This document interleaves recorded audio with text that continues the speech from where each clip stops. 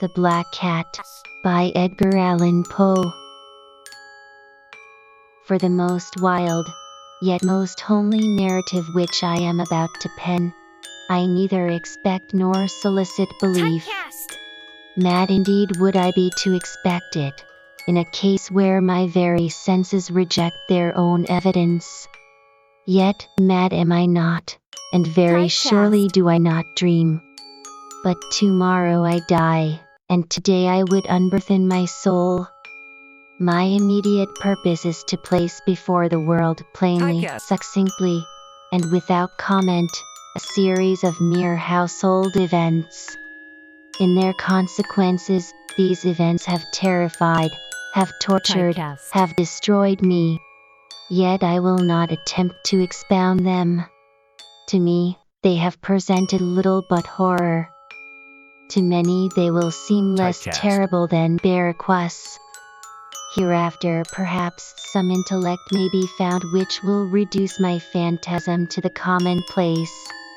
Some intellect more calm, more logical, and far less excitable than my own, which will perceive, in the circumstances I detail with awe, nothing more than an ordinary succession of very natural causes and effects.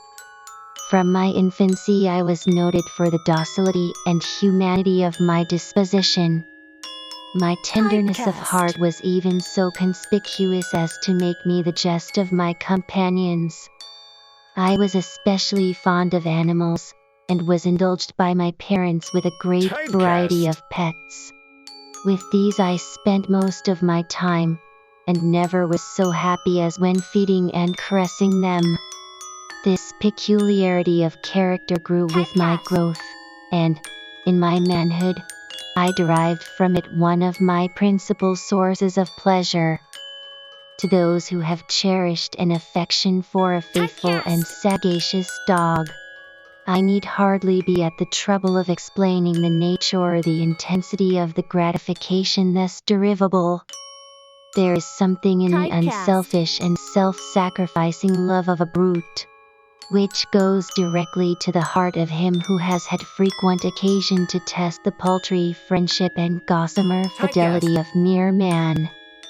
I married early, and was happy to find in my wife a disposition not uncongenial with my own.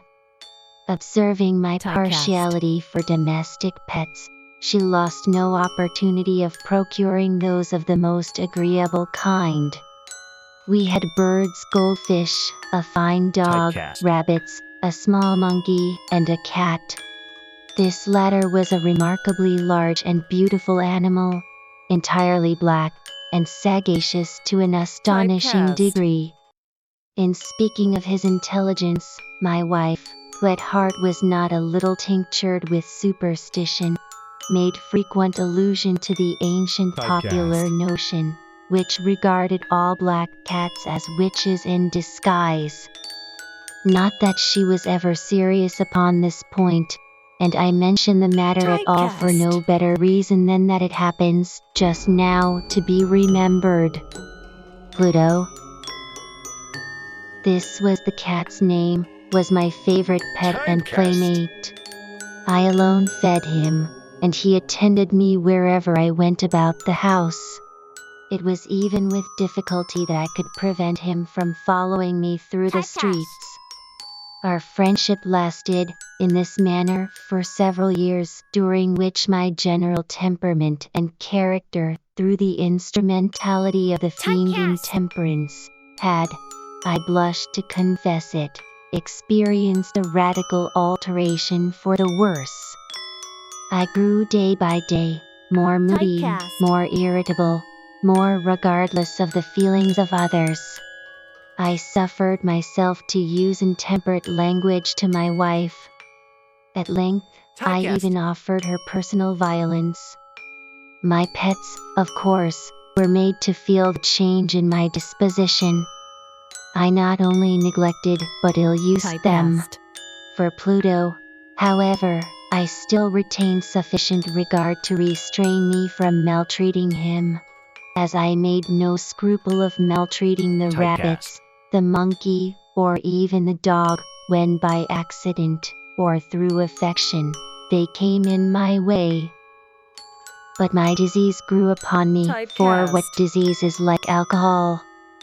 And at length even Pluto, who was now becoming old, and consequently somewhat peevish, even Pluto began to experience the effects of my ill temper.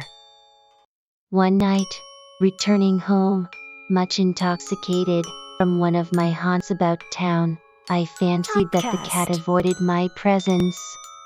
I seized him, when, in his fright at my violence, he inflicted a slight wound upon my hand with his teeth. The fury of a demon instantly possessed me. I knew myself no longer. My original soul seemed, at once, to take its flight from my body, and a more than fiendish malevolence, gin-nurtured, thrilled every fiber of my frame. I took from my waistcoat pocket a penknife, opened it, grasped the poor beast by the throat, and deliberately cut one of its eyes from the socket. I blush, I burn, I shudder, while I pen the damnable atrocity. When reason returned with the morning, when I had slept off the fumes of the night's debauch, I experienced a sentiment half of horror, half of remorse, for the crime of which I had been guilty, but it was, at best, a feeble and equivocal feeling, and the soul remained untouched. I again plunged into excess, and soon drowned in wine all memory of the deed. In the meantime the cat slowly recovered. The socket of the lost eye presented, it is true, a frightful appearance, but he no longer appeared to suffer any pain. He went about the house as usual, but, as might be expected, fled in extreme terror at my approach. I had so much of my old heart left, as to be at first grieved by this evident dislike on the part of a creature which had once so loved me. But this feeling soon gave place to irritation. And then came, as if to my final and irrevocable overthrow, the spirit of perverseness. Of this spirit philosophy takes no account. Yet I am not more sure that my soul lives, than I am that perverseness is one of the primitive impulses of the human heart. One of the indivisible primary faculties, or sentiments, which give direction to the character of man. Who has not, 100 times, found himself committing a vile or a silly action, for no other reason than because he knows he should not? Have we not a perpetual inclination, in the teeth of our best judgment, to violate that which is law merely because we understand it to be such? This spirit of perverseness, I say, came to my final overthrow. It was this unfathomable longing of the soul to vex itself, to offer violence to its own nature, to do wrong for the wrong's sake only, that urged me to continue and finally to consummate the injury I had inflicted upon the unoffending brute. One morning, in cool blood, I slipped a noose about its neck and hung it to the limb of a tree, hung it with the tears streaming from my eyes, and with the bitterest remorse at my heart, hung it because I knew that it had loved me, and because I felt it had given me no reason of offense, hung it because I knew that in so doing I was committing a sin. A deadly sin that would so jeopardize my immortal soul as to place it, if such a thing were possible, even beyond the reach of the infinite mercy of the most merciful and most terrible God. On the night of the day on which this cruel deed was done, I was aroused from sleep by the cry of fire. The curtains of my bed were in flames. The whole house was blazing. It was with great difficulty that my wife, a servant, and myself made our escape from the conflagration. The destruction was complete. My entire worldly wealth was swallowed up, and I resigned myself thenceforward to despair. I am above the weakness of seeking to establish a sequence of cause and effect between the disaster and the atrocity. But I am detailing a chain of facts, and wish not to leave even a possible link imperfect. On the day succeeding the fire, I visited the ruins. The walls, with one exception, had fallen in. This exception was found in a compartment wall, not very thick, which stood about the middle of the house, and against which had rested the head of my bed. The plastering had here, in great measure, resisted the action of the fire, a fact which I attributed to its having been recently spread.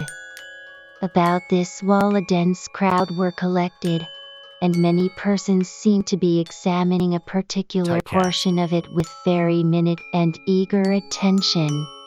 The words, strange, singular, and other similar expressions, excited my curiosity. I approached and saw, as if graven in bas-relief upon the white surface, the figure of a gigantic cat. The impression was given with an accuracy truly marvelous. There was a rope about the animal's neck.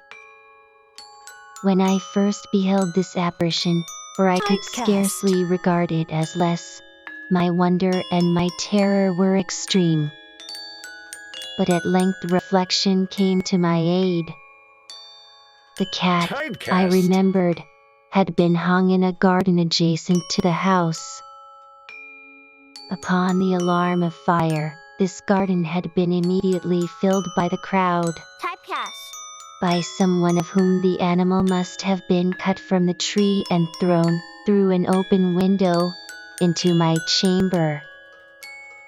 This had probably been done with the view of arousing me from sleep.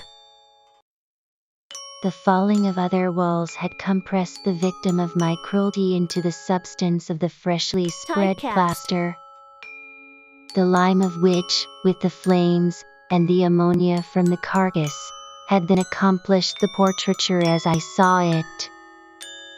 Although I thus readily accounted to my reason, if not altogether to my conscience, for the startling fact just detailed, it did not the less fail to make a deep impression upon my fancy. For months I could not rid myself of the phantasm of the cat. And during this period, there came back into my spirit a half-sentiment that seemed, but was not, remorse.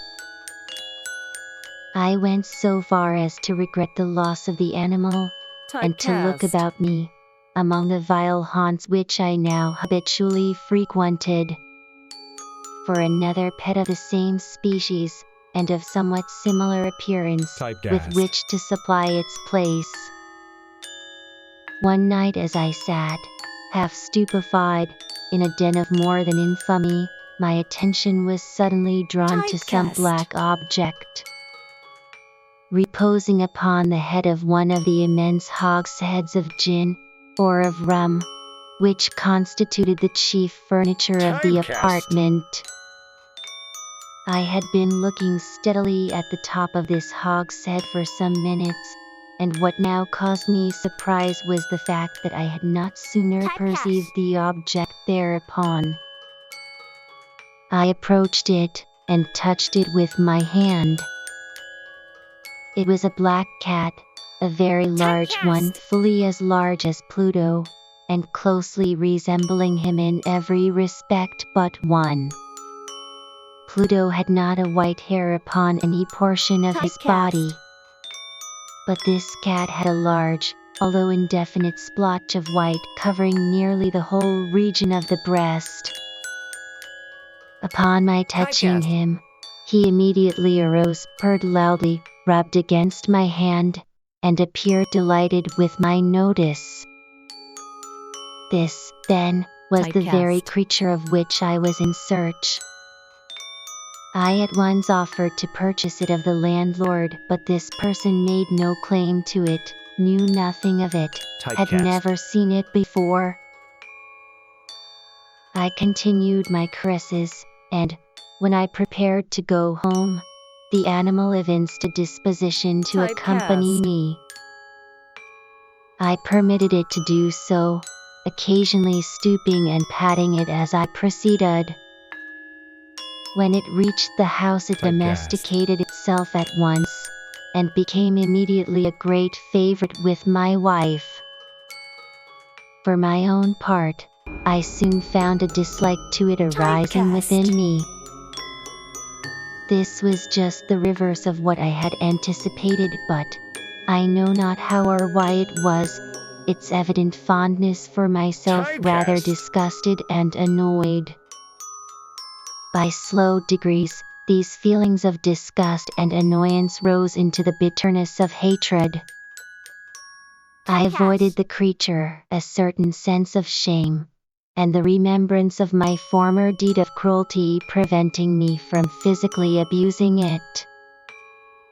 I did not, for some weeks, strike, or otherwise violently ill-use it, but gradually, very gradually, I came to look upon it with unutterable loathing, and to flee silently from its odious presence, as from the breath of a pestilence. What added, no doubt, to my hatred of the beast, was the discovery, on the morning after I brought it home, that, like Pluto, it also had been deprived of one of its eyes. This circumstance, however, only endeared it to my wife, who, as I have already said, possessed, in a high degree, that humanity of feeling which had once been my distinguishing trait, and the source of many of my simplest and purest pleasures. With my aversion to this cat, however, its partiality for myself seemed to increase. It followed my footsteps with a pertinacity which it would be difficult to make the reader comprehend. Whenever I sat, it would crouch beneath my chair, or spring upon my knees, covering me with its loathsome caresses. If I arose to walk, it would get between my feet and thus nearly throw me down, or fastening its long and sharp claws in my dress, clamber, in this manner, to my breast. At such times, although I longed to destroy it with a blow, I was yet withheld from so doing, partly by a memory of my former crime, but chiefly, let me confess it at once, by absolute dread of the beast. This dread was not exactly a dread of physical evil, and yet I should be at a loss how otherwise to define it. I am almost ashamed to own, yes, even in this felon's cell, I am almost ashamed to own, that the terror and horror with which the animal inspired me had been heightened by one of the merest chimeras it would be possible to conceive. My wife had called my attention more than once to the character of the mark of white hair, of which I have spoken, and which constituted the sole visible difference between the strange beast and the one I had destroyed. The reader will remember that this mark, although large, had been originally very indefinite, but by slow degrees nearly imperceptible, and which for a long time my reason struggled to reject as fanciful. It had, at length, assumed a rigorous distinctness of outline. It was now the representation of an object that I shudder to name. And for this, above all, I loathed, and dreaded, and would have rid myself of the monster had I dared. It was now, I say, the image of a hideous, of a ghastly thing, of the gallows. O mournful and terrible engine of horror and of crime, of agony and of death! And now was I indeed wretched beyond the wretchedness of mere humanity, and a brute beast, whose fellow I had contemptuously destroyed, a brute beast to work out for me a man fashioned in the image of the high God, so much of insufferable woe. Alas! Neither by day nor by night knew I the blessing of rest any more. During the former the creature left me no moment alone, and, in the latter, I started, hourly, from dreams of unutterable fear to find the hot breath of the thing upon my face, and its fast weight, an incarnate nightmare that I had no power to shake off, incumbent eternally upon my heart. Beneath the pressure of torments such as these, the feeble remnant of the good within me succumbed. Evil thoughts became my sole intimates, the darkest and most evil of thoughts. The moodiness of my usual temper increased to hatred of all things and of all mankind, while, from the sudden, frequent, and ungovernable outbursts of a fury to which I now blindly abandoned myself, my uncomplaining wife, alas, was the most usual and the most patient of sufferers. One day she accompanied me, upon some household errand, into the cellar of the old building which our poverty compelled us to inhabit. The cat followed me down the steep stairs, and, nearly throwing me headlong, exasperated me to madness. Uplifting an axe, and forgetting, in my wrath, the childish dread which had hitherto stayed my hand, I aimed a blow at the animal which, of course, would have proved instantly fatal had it descended as I wished. But this blow was arrested by the hand of my wife. Goaded by the interference, into a rage more than demoniacal, I withdrew my arm from her grasp and buried the axe in her brain. She fell dead upon the spot, without a groan. This hideous murder accomplished, I set myself forthwith, and with entire deliberation, to the task of concealing the body. I knew that I could not remove it from the house, either by day or by night, without the risk of being observed by the neighbors. Many projects entered my mind. At one period I thought of cutting the corpse into minute fragments, and destroying them by fire. At another, I resolved to dig a grave for it in the floor of the cellar. Again, I deliberated about casting it in a well in the yard, about packing it in a box, as if merchandise, with the usual arrangements, and so getting a porter to take it from the house. Finally, I hit upon what I considered a far better expedient than either of these. I determined to wall it up in the cellar, as the monks of the Middle Ages are recorded to have walled up their victims. For a purpose such as this the cellar was well adapted. Its walls were loosely constructed, and had lately been plastered throughout with a rough plaster, which the dampness of the atmosphere had prevented from hardening. Moreover, in one of the walls was a projection caused by a false chimney, or fireplace, that had been filled up, and made to resemble the rest of the cellar. I made no doubt that I could readily displace the bricks at this point, insert the corpse, and wall the whole up as before so that no eye could detect anything suspicious. And in this calculation I was not deceived. By means of a crowbar I easily dislodged the bricks, and, having carefully deposited the body against the inner wall, I propped it in that position, while, with little trouble, I relaid the whole structure as it originally stood. Having procured mortar, sand, and hair, with every possible precaution, I prepared a plaster which could not be distinguished from the old, and with this I very carefully went over the new brickwork. When I had finished, I felt satisfied that all was right. The wall did not present the slightest appearance of having been disturbed. The rubbish on the floor was picked up with the minutest care. I looked around triumphantly and said to myself, "Here at least, then, my labor has not been in vain." My next step was to look for the beast which had been the cause of so much wretchedness, for I had, at length, firmly resolved to put it to death.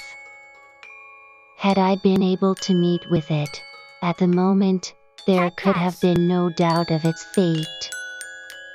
But it appeared that the crafty animal had been alarmed at the violence of my previous anger, and forbore to present itself in my present mood. It is impossible to describe, or to imagine, the deep, the blissful sense of relief which the absence of the detested creature occasioned in my bosom. It did not make its appearance during the night, and this for one night at least since its introduction into the house. I soundly and tranquilly slept. I slept even with the burden of murder upon my soul. The second and the third day passed, and still my tormentor came not. Once again I breathed as a freeman.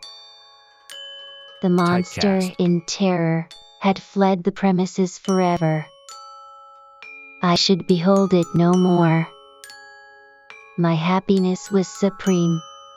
The guilt of my dark deed disturbed me but little. Some few inquiries had been made, but these had been readily answered. Even a search had been instituted, but of course nothing was to be discovered. I looked upon my future felicity as secured. Upon the fourth day of the assassination, a party of the police came very unexpectedly into the house and proceeded again to make rigorous investigation of the premises. Secure, however, in the inscrutability of my place of concealment, I felt no embarrassment whatever. The officers bade me accompany them in their search. They left no nook or corner unexplored. At length, for the third or fourth time, they descended into the cellar. I quivered not in a muscle. My heart beat calmly as that of one who slumbers in innocence. I walked the cellar from end to end. I folded my arms upon my bosom, and roamed easily to and fro. The police were thoroughly satisfied and prepared to depart. The glee at my heart was too strong to be restrained. I burned to say if but one word by way of triumph, and to render doubly sure their assurance of my guiltlessness. "Gentlemen," I said at last, as the party ascended the steps, "I delight to have allayed your suspicions. I wish you all health, and a little more courtesy. By the by, gentlemen, this is a very well-constructed house." In the rabid desire to say something easily, I scarcely knew what I uttered at all. I may say an excellently well-constructed house. These walls, are you going, gentlemen?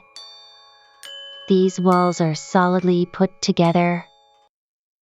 And here, through the mere frenzy of bravado, I rapped heavily, with a cane which I held in my hand, upon that very portion of the brickwork behind which stood the corpse of the wife of my bosom. But may God shield and deliver me from the fangs of the arch-fiend. No sooner had the reverberation of my blows sunk into silence, than I was answered by a voice from within the tomb. By a cry, at first muffled and broken, like the sobbing of a child, and then quickly swelling into one long, loud, and continuous scream, utterly anomalous and inhuman. A howl, a wailing shriek, half of horror and half of triumph, such as might have arisen only out of hell, conjointly from the throats of the damned in their agony and of the demons that exult in the damnation. Of my own thoughts it is folly to speak. Swooning, I staggered to the opposite wall. Typecast. For one instant the party upon the stairs remained motionless, through extremity of terror and of awe. In the next, a dozen stout arms were toiling at the wall. It fell bodily. The corpse, already greatly decayed and clotted with gore, stood erect before the eyes of the spectators. Upon its head, with red extended mouth and solitary eye of fire, sat the hideous beast whose craft had seduced me into murder, and whose informing voice had consigned me to the hangman. I had walled the monster up within the tomb.